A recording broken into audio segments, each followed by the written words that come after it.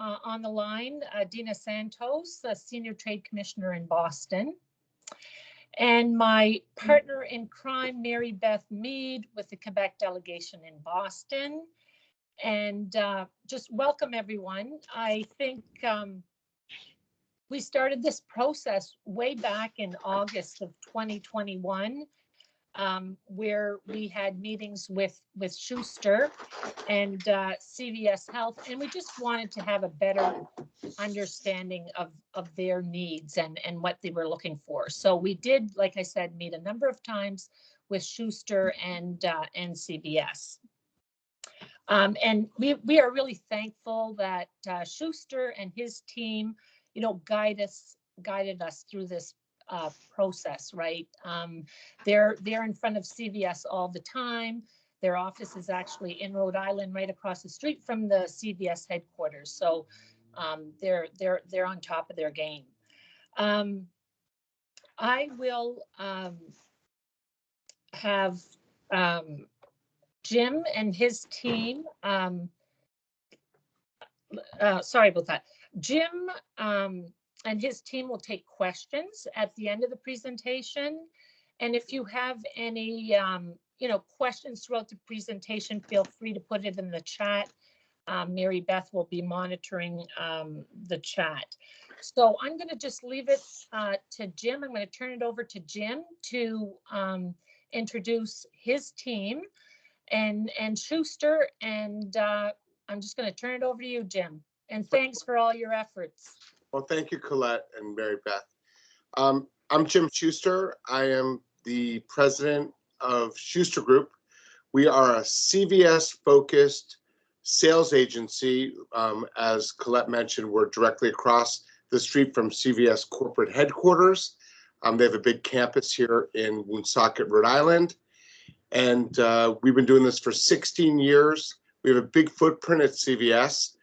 With thousands of items in the front store, equally split between private brand or private label and branded business that are in various sets. And I think our team, and I'll introduce them in a second, will walk you through a little bit more of the detail about how CVS looks at some of these categories and what some of the opportunities are.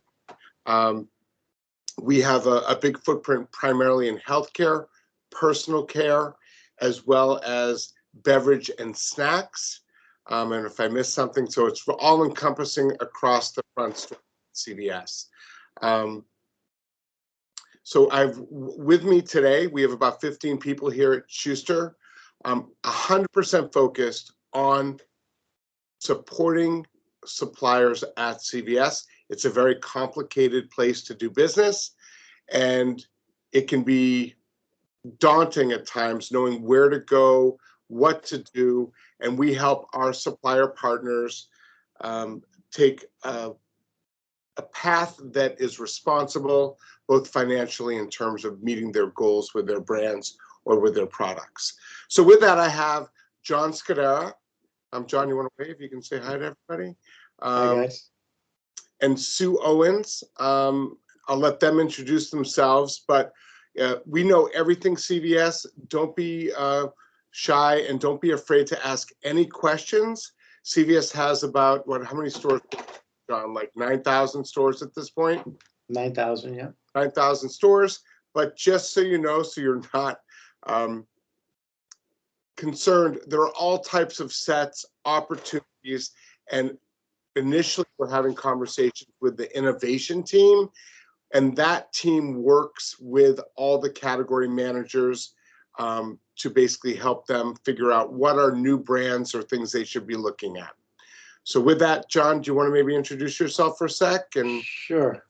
Hi, everyone. Thank you for taking the time today. I'm John Scudera. I'm the Executive Vice President here at Shuster Group, and I work directly with Jim and the rest of our team to kind of manage our day-to-day relationship with CVS and make sure that our business continues to grow and our suppliers' business continue to grow.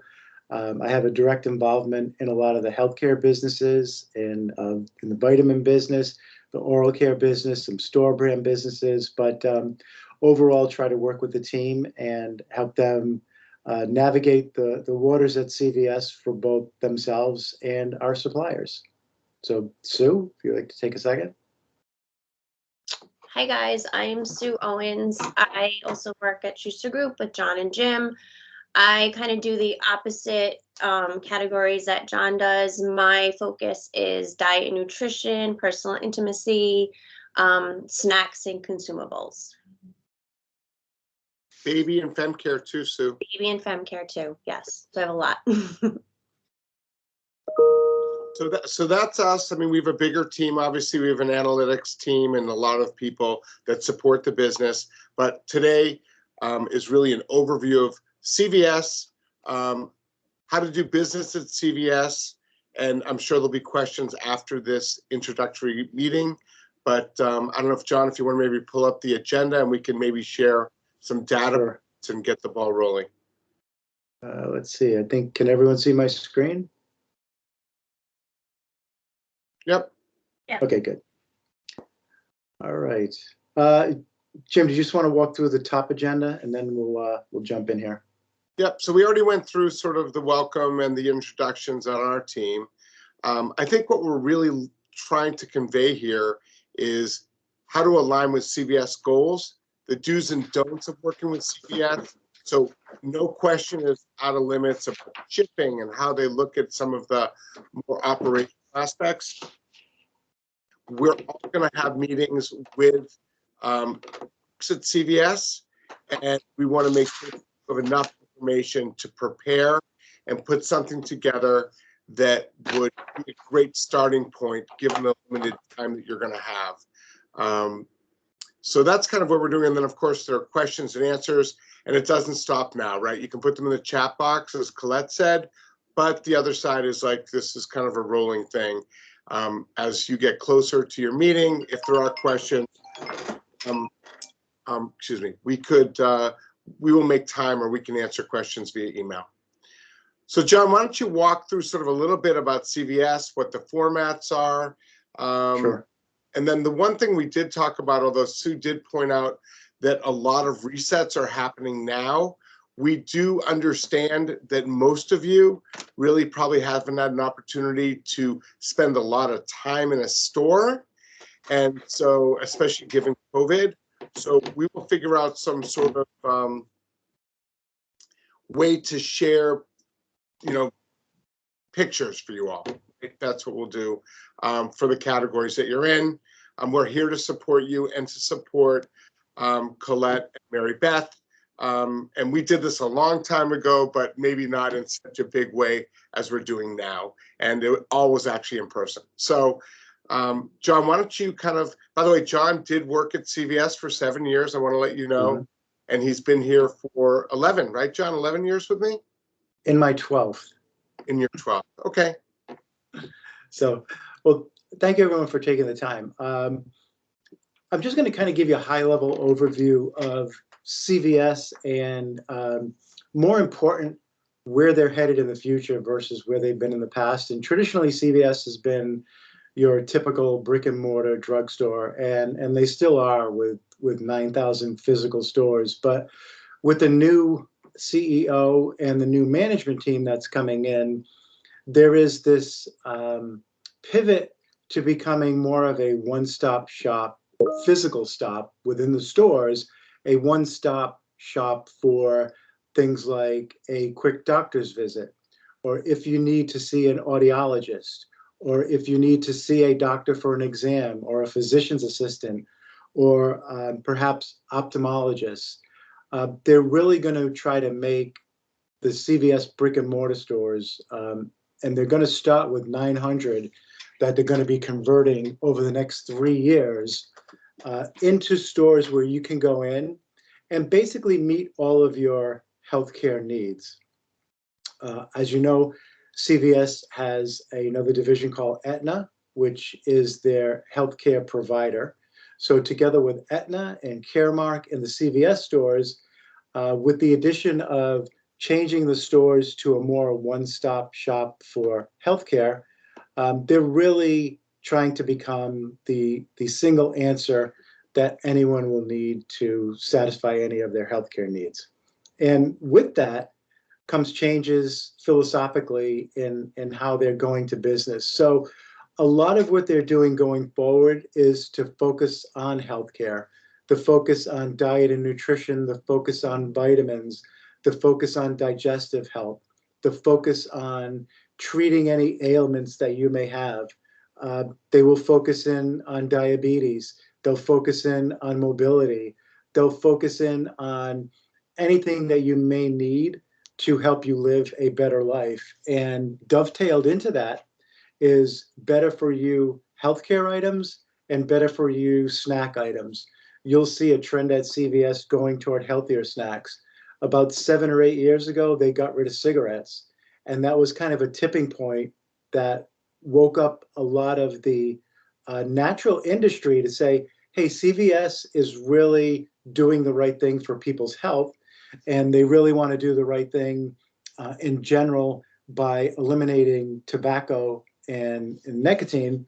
And what happened is the natural community really started to understand that CVS is a drugstore partner that is really focused on better health and maintaining better health and basically living your best life and your healthiest life. So as you start to look at items that you would recommend for CVS, if you can kind of run it through the filter of, does this fit the core ethics of and the core desire and trend that CVS is heading toward?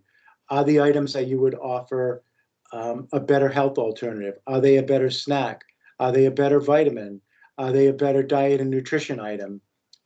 Is it better first aid? All those things combined. So as you start to think about what we show to CVS, it'll be under that umbrella. So I can stop there, and I don't know if you guys want me to keep going here, or we can take a couple of questions now. It doesn't have to be too structured. All right, I am going to keep going, and if you could just keep the questions, we have a spot certainly at the end here where you guys can chime in. One of the things that we also wanted to highlight and stress is that CVS can be expensive to partner with.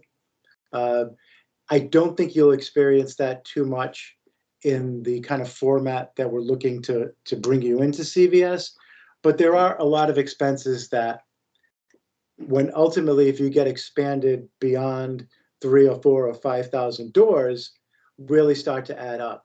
And some of those expenses are not exclusive to, but include slotting in free goods, any pay hold where they hold the funds for 6 months, any delivery OTIF fines, any short-coded fines, and honestly, the list goes on and on in terms of what they will do to make sure that they get their fair share of money from suppliers that they feel that they're appropriately owed.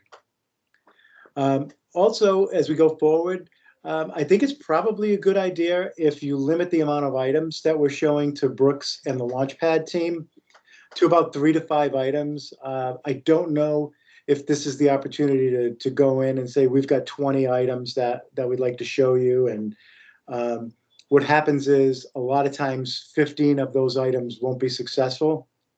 And we found in our experience that if we limit the amount of proposed new items to about 3 to 5 right out of the gate, you can focus in on what would be the best of the best items for CVS, understanding how they do business and what they're looking for. I believe all of you have gotten a copy of, we put out a sample template. I would encourage you to keep the presentation simple. We talked about things like company background. Are you doing business in the United States currently? Anything in terms of the products that you're making, and do they fit a particular trend, or do they fit a particular niche in the marketplace that might be beneficial or interesting to CVS? And then if you have any unique propositions, whether it's unique formulas, whether it's unique items, and that would apply to both the branded business and the store brand business. And then I think as a high level overlay, the goals of the upcoming meeting with CVS are pretty straightforward and simple. We want you to present items that you feel will sell well and be successful, because like they say, you never get a second chance to make a first impression. CVS has a little bit of a short leash in terms of judging success. It usually ranges at about a year. It can sometimes be a little bit more, it can sometimes be a little bit less, but you usually have 12 months to prove that your product warrants expansion or warrants deletion. So we can help guide you there and just need you to be sensitive of that. Again, like I mentioned, if we limit the SKU count to 3 to 5 items, that seems to be the sweet spot in terms of what would work for CVS and would also work for the supplier community. Again, focus on items that fit the future for CVS and not the past. And the future is focused on healthcare and focused on improving your overall health and lifestyle. Focus on items that hopefully would not have any troubles being imported into the US. Some items kind of raise a red flag, or under COVID, the pipeline has been a little bit challenged. But if there are things that you know currently that may have an issue in shipping, then those would be some type of items that we may want to stay away from. And understand the goal of this meeting is to get the items in approximately anywhere from 20 to 200 doors. Brooks is responsible for what they call the launchpad area, and that's where they look at new and creative items that would start in a low door count so that they can be measured and tested and check consumer response. If there is an item that CVS may love and feel like it really does fit well, you could go into anywhere. You would probably go into what they call the health hub stores. And the health hub stores right now number 900, and they have certain other select stores that opportunities may present itself. So if it's something that they're really engaged with and feel that there's a high propensity for success, they might want you to go into a higher amount of doors, which would be a little bit more expensive, but we're here to help you manage the cost and commitment to that type of program. So with that, I'll turn it over to my colleagues to see if there are any questions or anything they'd like to add. So you want to talk a little bit about, I know John talked about sort of the different door counts, but sort of some of the beacons and sort of how they take categories, they highlight some categories, and they consolidate in some of these segments like a health hub. Well, I mean, the beacon really would just pertain to if you're a food supplier. Yep. So yeah, they do have in about 1,300 doors right now. They call it the consumables beacon at the right when you walk into the store, and that really highlights new, trending, healthy foods that I guess it could be kind of a test area before you take that move into the snack aisle. But this reset planogram, which will happen in May, they're really revamping the whole snack area to really target on healthy foods, kind of limiting candy and things that aren't as, considered as healthy. And then that's really it for snacks. There isn't, and then, I mean, the health hub in general for like diet and nutrition, which I also work on. So if you have items that would fall under that category, they have an expanded set, again, where they'll bring items in, test them in about the 900 doors, see how they perform. And then if they do well, then the next step would be to go into the core planogram, which is the main diet and nutrition set throughout the stores. So.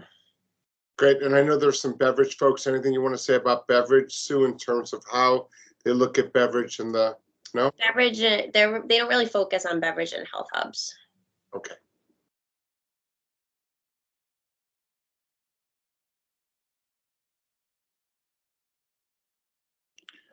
So I know we're going to get some visuals together. I do want to see if you guys have any questions. I know John said, 2 to 5 or whatever. It all depends on your company, your portfolio, what is developed either in Canada and or the States as well. We read through on some of these, some of you guys have, you're in, and Jean Coutu and Loblaws and all these other chains. So many of you understand sort of the rules of engagement, although the CVS has, like every retailer, has its own set of challenges or rules that they would like you to follow, right? Even in today with COVID, but this whole team, they're very interested. They want to see what you're doing. They want to see why you're different. And it's a great opportunity, right? Because we'll give you an opportunity to present. And then Brooks and his team will figure out, okay, what is next? Like, what is appropriate for you and your company? And then we can help guide you as well in terms of, yeah, this makes sense, and help you put a program together. Yeah, the only other thing I would add is CVS is, at least certainly in vitamins and probably in diet and nutrition, they're becoming enamored with direct-to-consumer items. So if you guys have some items that are very successful that you're selling online that you think would make sense in brick and mortar, we have several examples of that in companies that we're working with. I don't know if you're familiar with a company called Roman, which does men's products. And we also took a company called Goli, which does apple cider. They started with apple cider vinegar, and that was their key item in the gummy format. And then they branched out from there. But Goli started as direct to consumer, and Roman has been direct to consumer. So if there are items or brands that you see have a lot of strength in direct to consumer, that's something that you may want to mention as well. Yeah, and then the other thing I would add here too, which we're not going to get through everything today, is promotion. Like, there are promotional levers that can be pulled for supporting your business at CVS.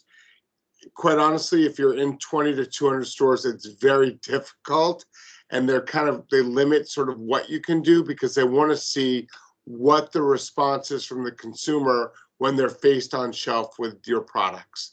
So just, like you're not going to be doing tons of advertising or promo out of the gate. I don't know what the rules are, that my team might know, in terms of supporting with digital. Do you know, John, how that works? In limited footprint? Yeah, I mean, it would be based on the amount of stores, and a lot of times the easiest thing to do is either what they call WP2s, which is a 1 week yellow tag. If you've been into CVS, you see those thousands of yellow tags that they have hanging down. You could do kind of a 1 week yellow tag.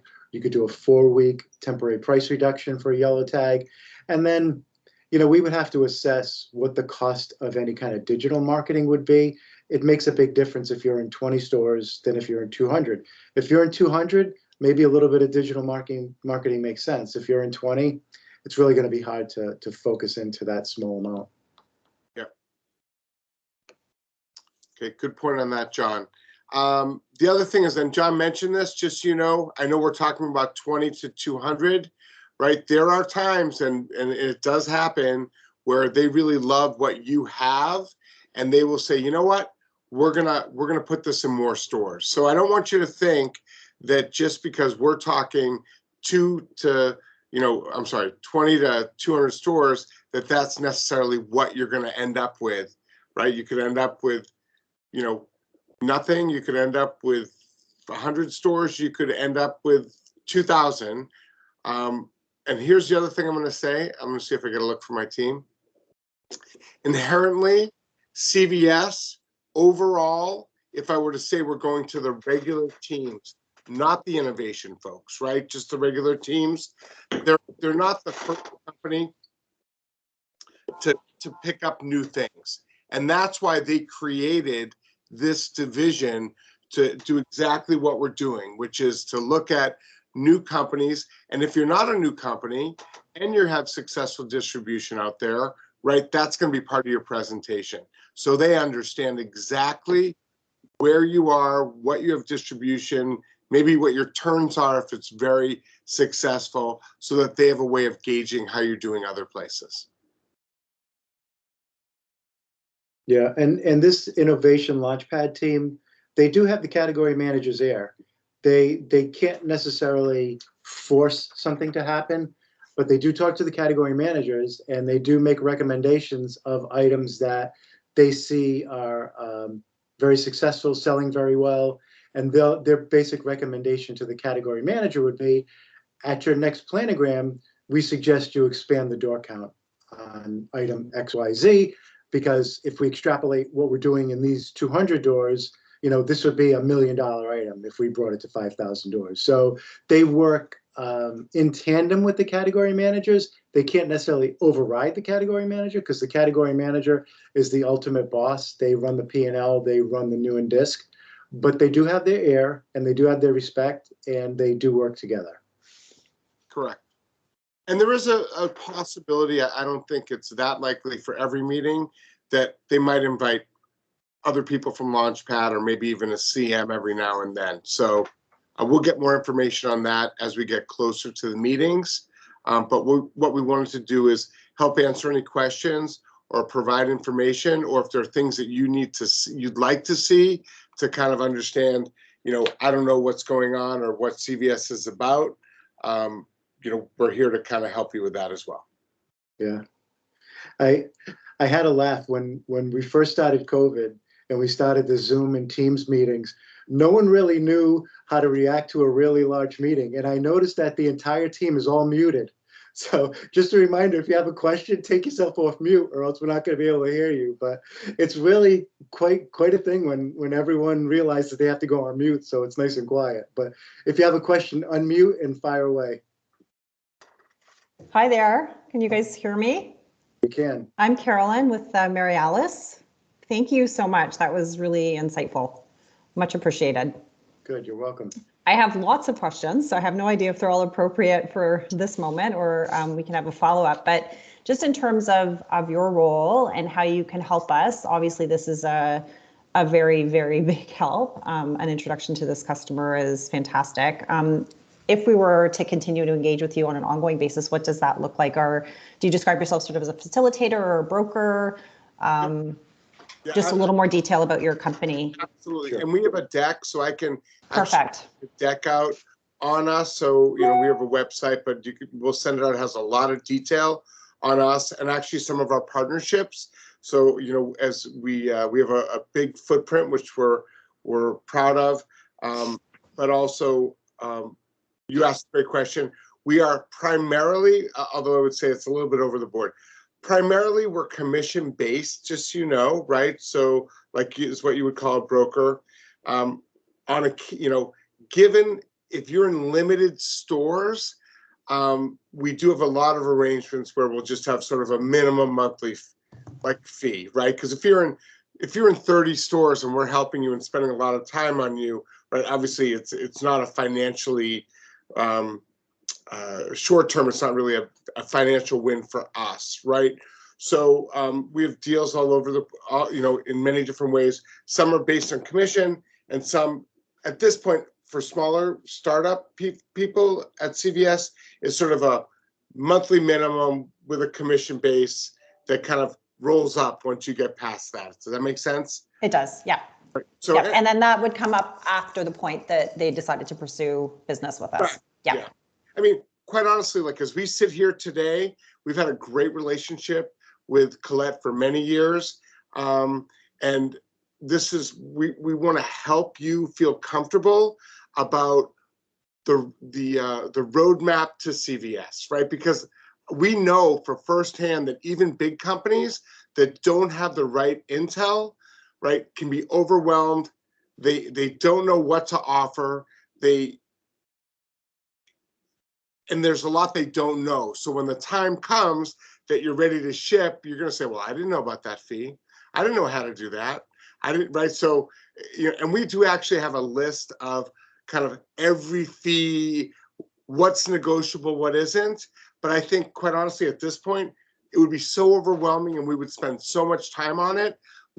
We'd like to have these meetings with Brooks. Brooks is great. He's a smart guy, and he's very accessible. And let's see what the interest level is, and then from there we'll come up with a presentation. Solution, yeah. And then in the event that you want to work with us, great. By the way, you don't have to. I'm being honest with you, you don't. But we feel, and our team feels, that if we don't give you the right info, you're going to walk in blind and it's not going to be successful. No, that's great. I was also curious about distributors for supplements. Do they use McKesson? I'm going to let John answer this, right? And John, can you talk about tested to be trusted, please? Yeah, so a couple of things. You'd be basically going into the normal CVS pipeline, which would be delivered to their DCs. Now, ordinarily they have 19 DCs. I think for limited stores, the DCs that you would have to ship to would probably be about 3 or 4. It might go higher if they spread the stores all over the country, but they try to cluster them. So a supplier usually ships to 3 or 4 DCs if you're in that 20 to 200 door kind of count. Shipping directly? Shipping directly, yeah. Okay. And then Jim mentioned they do have a program for supplements that if you have a supplement fax panel that you need to be tested by UL. UL is the testing arm within CVS that in order to get your product on the shelf at CVS, you have to pass UL testing. And that testing in a nutshell is basically what's supposed to be in the product at the level that it's supposed to be. It's just verifying for a brand, the content of the product is accurate and at levels that are supposed to be there. So that's a third party. You send them a product sample, they do the testing, you pay a fee, Correct. and then okay, that makes You're sense. 100% right. All right. In terms of this particular set, are these products typically grouped together in these sections within the store that you described? So if we're in the supplement section, we're in the innovation pilot area of the supplement section, or in the core supplement section in limited stores? Do you want to answer this, or you want me to do it, John? Well, for just you can pick it up, but it tends to vary. The Launchpad stores that they have sometimes have separate sets, usually an end cap of some items that they might be testing that will be adjacent to where you want to be. So for example, if you have diet items, you might be on an end cap at the end of the diet set. If you have vitamin items, you might be on an end cap at the end of the end of the vitamin set. But as you expand, they do make accommodations to have you integrated into the set, but they do tend to segregate it so that they can accurately measure the success. Okay, well, that's very helpful. But they're not going to put vitamins in the shampoo area, even if it's understood. on an end Yeah, cap. you answered my question. I got it. Yeah. And then in terms of our product, which is a bit unique probably compared to some of the other people, so I don't want to take up a lot of time here if it's a follow-up call. Is there an opportunity to interface with the pharmacy team? That's a very challenging thing, especially in today's world with all the COVID testing, with all of the scripts. Really, it's a separate, the pharmacy team and pharmacists is really not that accessible. I will tell you that in years past, we tried to do some programs with, let's say, probiotics or something, and it was very challenging even to get it through and get it through legal and even get it distributed because the pharmacist is just so busy and just really doesn't have time. So I would say that it's a very difficult and challenging thing to accomplish. Okay, all right. I'm trying to see, I wrote down my schedule. When are you expecting these meetings to be scheduled with CVS? I think, did we decide we're going to do them after Expo West or? I think it's after Expo West. So kind of mid-March, late March? Yeah, mid-March. When does Expo West end this year? It ends on the 11th. Yeah. March 11th. Thanks, Sue. Welcome. Okay. Will any of you be at Expo? Because we will be there. And a lot of CVSers will be there as well. Okay, actually, that's a good point. I don't know. I haven't thought about traveling in a really long time, honestly. It's been a weird world. Yeah, as we all know. This is our first trip, I think, right, guys? In a long time. Yeah. I took a train last week to see someone a few hours away. I don't know if that counts, but.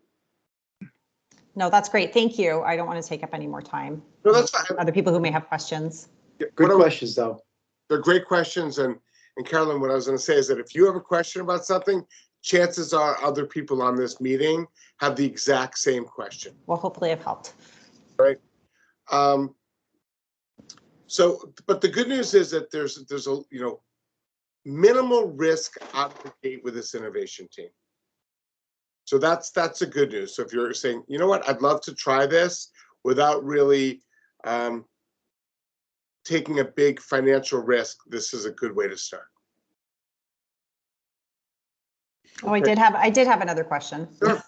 And it was around the success metrics in terms of turns.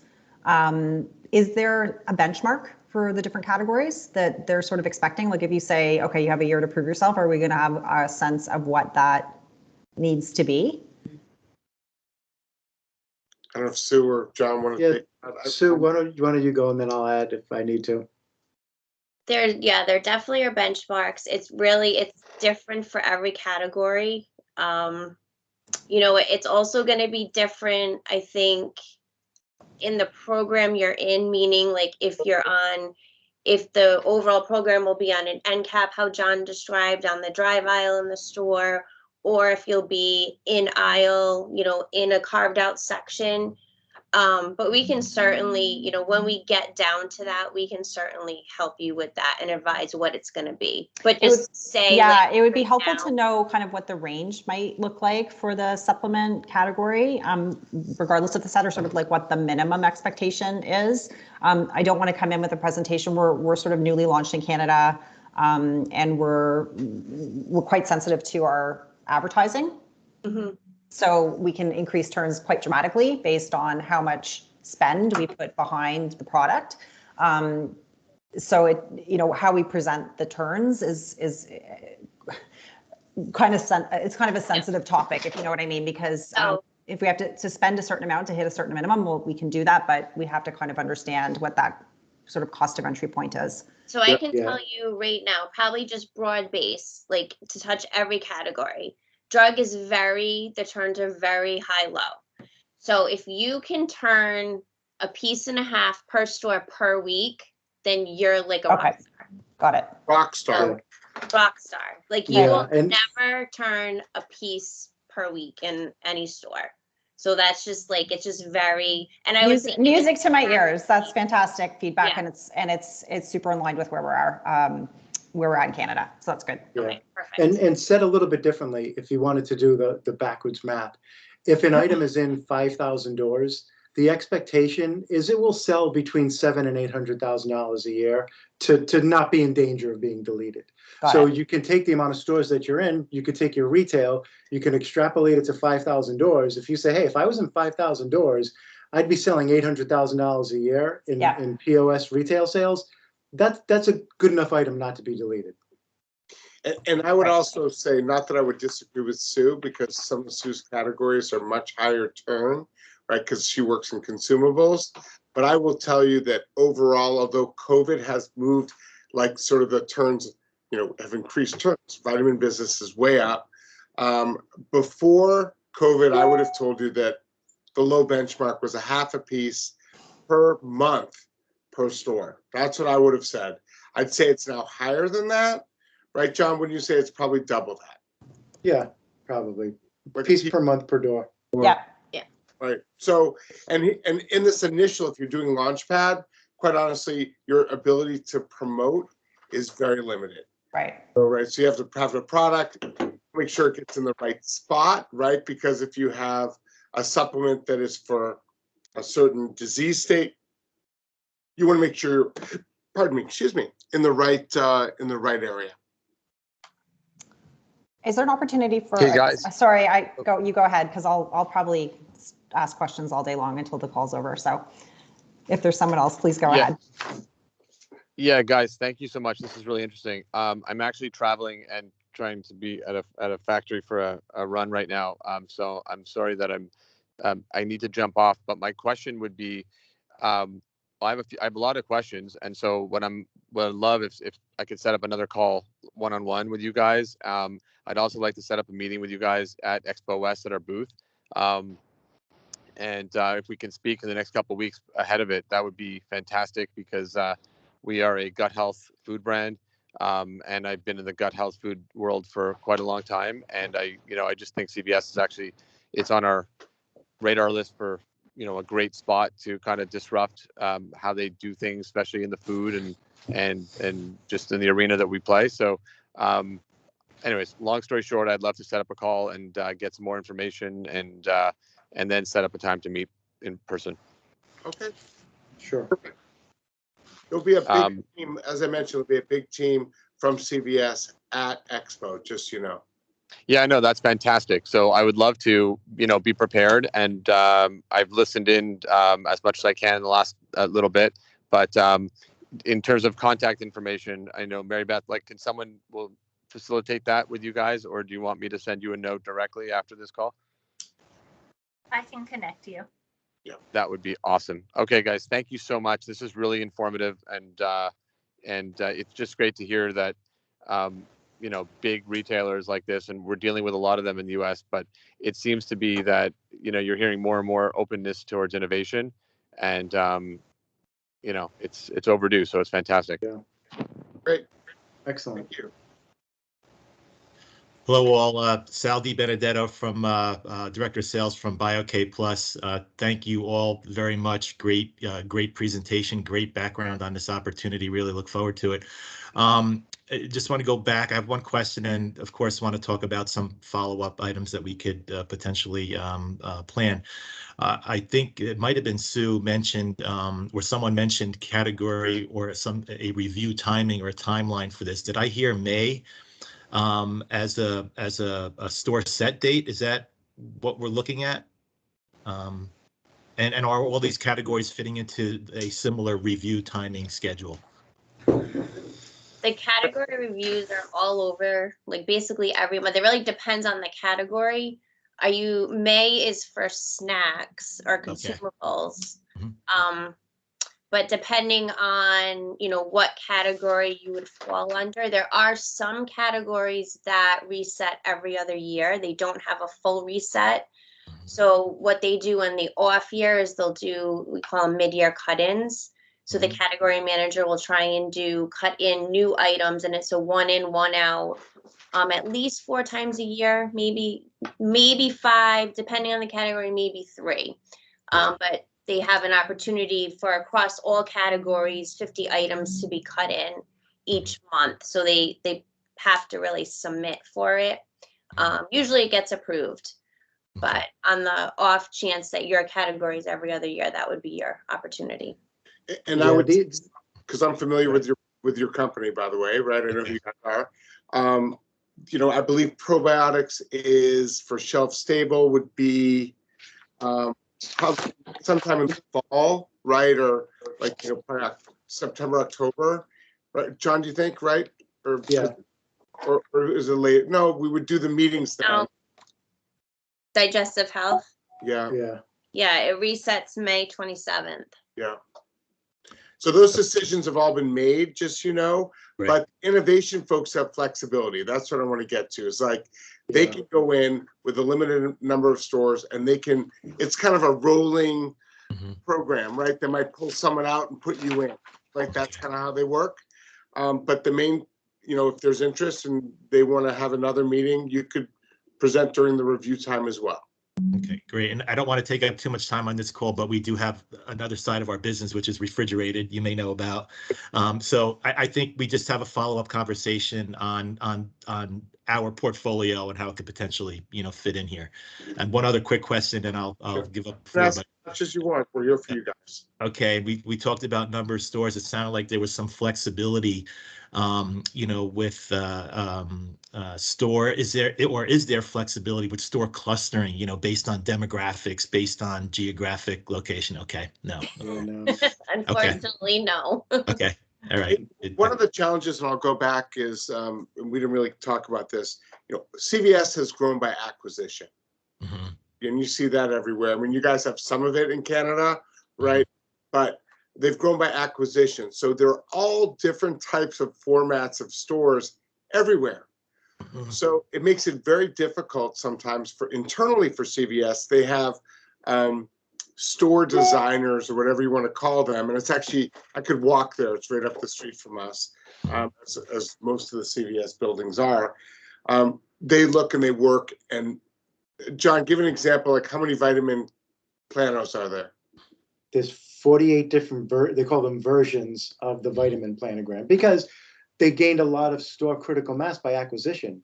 and they haven't had the chance to remodel everything yet. So they're faced with, vitamin set from 24 feet to 34, 44 feet, on some of the newest stores. But the only other thing I wanted to add, you may get some what I'll call accidental clustering. So if you get into a limited amount of stores, if you get into 10 or 20 stores, you may find that there's 10 stores in the Northeast quadrant. There might be 10 stores clustered in Florida.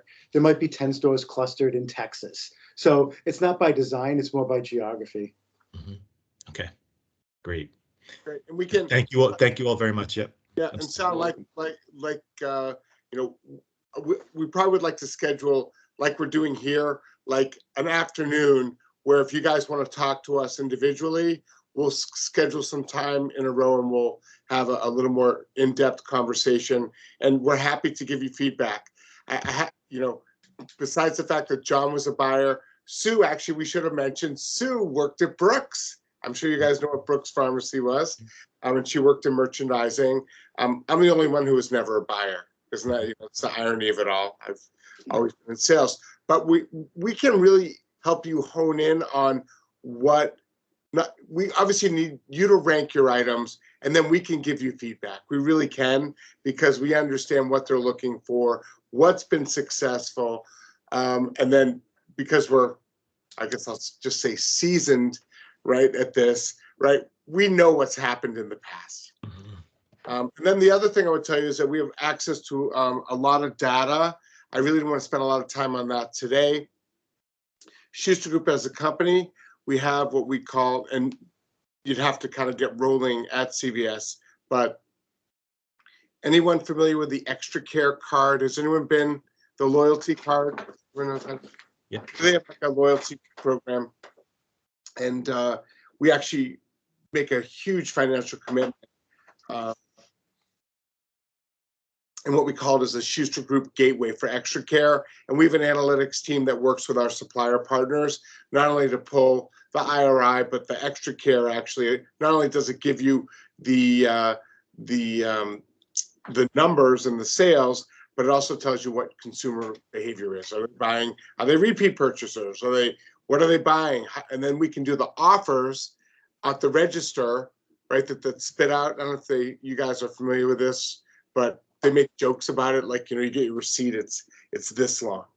So down the line, there's a lot of opportunity for things that we invest in to help you. But out of the gate, quite honestly, this is going to be a first pass. And just because you have one meeting, it doesn't mean that's it. It's not like it's just one and done. Great, thank you. Appreciate it. Great, Sal. You're welcome. Who's next? No? I will put this out there. If you think of any questions afterwards, feel free. You can shoot us an email, and between Sue, myself, and Jim, we'll kind of guide you to the right person that works on your business to answer any questions. Hello, can you hear me? Now we can. Yep. Excellent. Hi, Jim, John. You may not remember Andrew Tate here with Tate Labs. We spoke a number of years ago when we were just a fledgling brand, which we've grown organically, slowly but surely over the last few years, and seen this digestive health category that we're in kind of merge, evolve. And so I know that you guys have had some good successes with probiotics, particularly some from Canada. And so we've seen that digestive health category, if it's more the stomach remedies or stomach relief category, kind of spill over into the supplement category, if it's just like the probiotics or now prebiotics. Can you speak to that evolution? Like how are things going now with probiotics or new things in that digestive health set? Yeah, so let me take this one. Look, you're right. It's been a long journey, right? And a lot of things have changed. There's been some changes in terms of leadership in the digestive category. They have culled down some of the brands, but like to John's point before, it all depends on the sets, right? So if you're in Health Hub, there's a probiotic section, and they're much more apt to do sort of new, unique, and different, and they round out that big digestive segment, right? So that's kind of been the big change. When you get to sort of the 8,500 stores or the 8,000 stores, right? Obviously, their store brand, and then you're going to see that they'll work with, let's call it the top brands, and then they'll probably have a second tier of what we would call unique and different solutions, if that makes sense. So that's kind of, I think, how they tier it.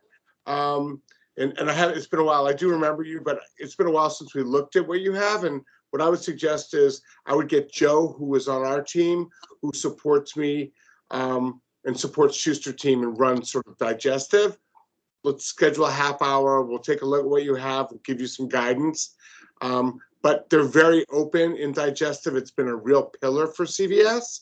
But you're right. There's sort of the regiment, which is in the vitamin segment, right? And then sort of there's the more, I don't know what you would call it, but digestive is the more high potency sort of solution. Excellent. And what we'll do is we'll make sure, like we talked about pictures, we'll get you a few different segments from some different store formats, because we realize that you guys aren't just running down here like you used to. And we'll make that available and accessible so everyone can see it, right? We're not gonna, our goal would be to do it on our Dropbox, and I'm not the technology person here, but so that we'll give you a link and then you can go to a public Dropbox and you can look at all the different pictures and we'll label them in terms of the categories. So I think that could be helpful for you as well, Andrew. Fantastic. And if I may just have a quick follow-up question, what are some of the success metrics that lead to the adoption of a store brand from the parent brand? So I would say that obviously if something is taking, you know, as it grows, right, and the numbers warrant it, CVS will look at it and they will say, this is something that we want to comp, right? They'll say, you know, there's kind of the unique and different, and then there's comp, you know, items that compare to. Historically, they were doing a lot of unique and different, but their bread and butter, John, would you agree, is sort of more, if there's something on shelf that's doing $1.5 million, $2 million, they're going to say, we want to pick up some extra margin and we want to comp those items. So we can help guide you there as well. Okay, thanks. Right. So, and when we talk one-on-one, we'll explain to you sort of, you know, so they like sort of store brand suppliers that are store brand suppliers. Not that they won't go with someone who's a brand, especially if there's technology, right? They'll do that. But historically, most of the store brand from other companies rather than the brands themselves. Perfect. Okay. Thanks. Any other questions? Colette, you want to say something? I know you do. Could you see me? You could see me leaning in. No, I just, if we don't have any other questions, Jim, you know, thank you so much for offering to block some time before the meetings with the companies here. So we'll get back to the companies on that. So you all understand, like Jim said, we will schedule meetings with CVS mid-March and maybe into April, depending on Brooke's availability. And then, you know, a big thank you to Jim and his team for joining us today. Mary Beth, did you have anything to add? No, I think that covers it. Yeah, thank you, Jim, and your team, and for everyone. We realized that it was a little bit short notice for this webinar, so we're glad that so many of you were able to attend and be on the lookout for Outlook invites from Colette and myself. Perfect. And then Mary Beth, you can send out, I don't know if you want me to be the lead on this so I can distribute it. Is that good for you, John, so that we all don't get yeah, so just share my information. And then I'll feed it over to who's running what categories, and then we'll schedule, if we will, you know, a couple afternoons or whatever blocks of time, so that those of you that want a little one-on-one and say, here are the 4 items I think are the right items, and then you can ask all the questions and we'll answer to the best of our ability. I do want to make one disclaimer. While we know a lot about CVS, right, and we do a lot of business and we're there and deal with them every day, we are not CVS. So there's a chance that they will come up with some asks or things that they'll share with you that we didn't cover today. But we've been doing this a long time, so we know pretty much kind of what to expect. Great. Well, thank you, everyone. That concludes the session, and have a good rest of the week. And thanks again to Shuster and his team. Well, great. Thank you so Thank much. you, guys. Nice You're to meet welcome. This was fun. Thank you. Have a great day, everyone. Thank you Take all. care. Bye. Bye-bye. Thanks.